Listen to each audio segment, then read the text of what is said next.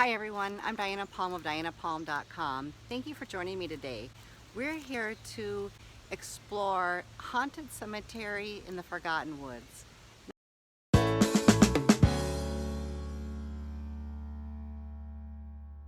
So when I was about 10 years old, we found a few headstones out in the woods by our house. And I spent years and years and years investigating these woods, and now there appears just to be one headstone. About 40 years ago, there were 3 headstones here, but 2 were crumbling and really couldn't be read. We could only ever read or make out the name on one headstone, Pernilla M. Spence. Who is this lady? What was she doing here, and why was she buried in the woods?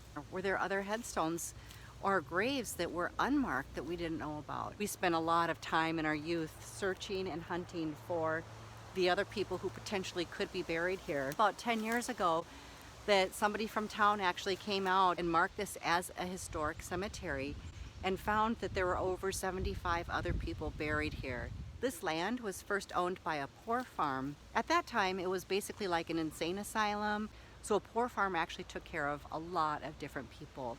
Sometimes these people were not claimed by their own family.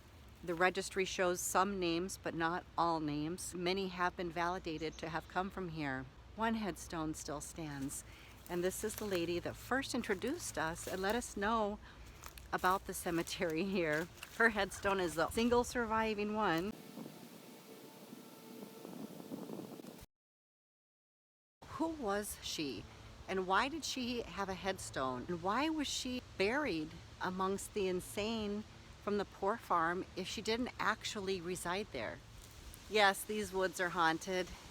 I've had so many experiences out here through the years. A lot of it, I believe, is actually residual from the poor farm itself, because they were known to house hobos and troubled people and some of the insane. And of course, some of those people were heavily medicated.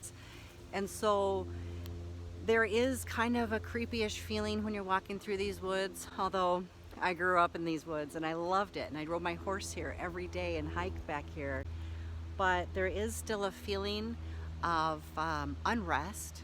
And I do believe it's because these people have not been claimed. The most they have is little numbers. Well, there are some great articles of information on the poor farm and some of the things that happened there. I think the history is really important to remember. So this haunted cemetery and the Forgotten Woods are really like a perfect storm for a haunting.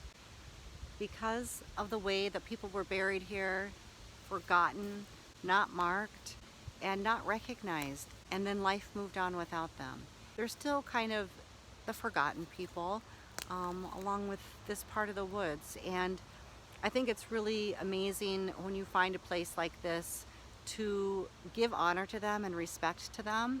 And maybe they never got honor and respect when they were living, but I think giving that to them now and making sure that they get to heaven is really important.